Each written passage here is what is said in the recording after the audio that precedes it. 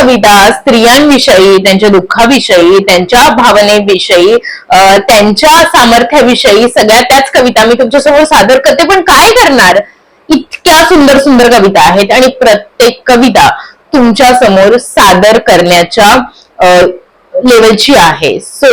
आणि आता ह्या सगळ्या गोष्टीतून मी एक अपेक्षा तर नक्कीच करू शकते की सगळ्यात जास्तीत जास्त महिलांनी, स्त्रियांनी, मुलींनी सबस्क्राईब केलं पाहिजे या चॅनलला. कारण मला आहे ना त्या चार्टमध्ये दिसतं बरं का, किती पुरुषांनी केलंय, किती स्त्रियांनी केलेलं आहे. तर आता इतक्या सगळ्या कवितेनंतर मी एक छोटीशी अपेक्षा तर ठेवूच शकते की मला जास्तीत जास्त सबस्क्राईब करणाऱ्या आपल्या सगळ्या मैत्रिणी असतील, सगळ्या स्त्रिया, मुली असतील.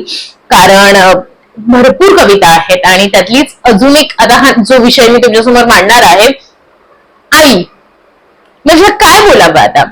स्वामी तिन्ही जगाचा आई विना भिकारी, हे तर आपल्याला माहितीये. तर ह्या आई विषयीची कविता आहे आणि म्हणजे हा टॉपिक कधी आउट ऑफ ट्रेंड जाऊच शकत नाही. जोपर्यंत ही धरती आहे, हे युनिव्हर्स आहे, तोपर्यंत आई हा विषय रेलेव्हेंट आहे. तो कधीच कोणीही पुसू शकत नाही. ह्या जगताची निर्मितीच एका आईपासून झालेली आहे, एका स्त्रीपासून झालेली आहे. तर आपण चला ऐकूया. आईला सगळं आधीच कळतं. जरासं चुकतंय काहीतरी, मनात खुपतंय काहीतरी, आत बाहेर काहीसा मळभेद येतोय दाटून, पाणी घालूनही तुळशीचा बहर चाललाय सुकून. पण हे सगळं व्हायच्या आधीच तिला कसं बरं दिसतं. आईला नेहमी सगळं आधीच कसं कळतं.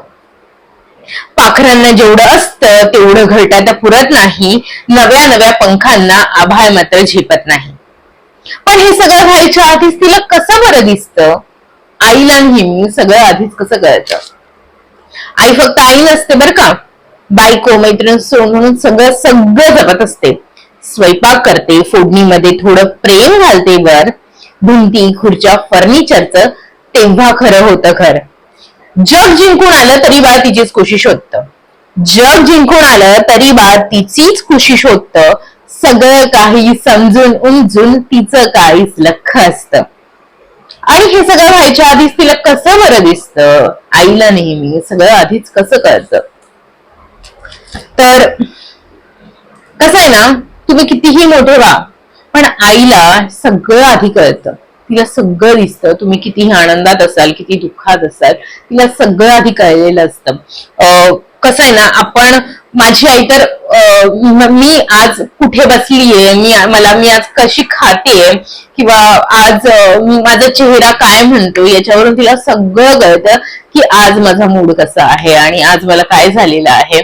तर हे सगळ्या आनंदाबद्दल हेच आहे की आपल्या मुलावरचं ती फक्त चेहरा बघून सांगू शकते की आज काय झालंय म्हणून, आपल्याला सांगायची सुद्धा गरज पडत नाही.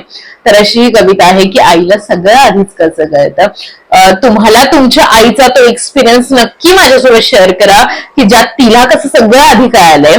आणि कॉमेंट मध्ये मला नक्की सांगा. मला हा व्हिडिओ आवडल्यास लाईक करा, चॅनलला सबस्क्राईब करायला विसरू नका, स्पेशली सगळ्या माझ्या मैत्रिणींनी. आणि इंस्टाग्रामला फॉलो करायला विसरू नका @grishma_विस्परे. Thank you so much.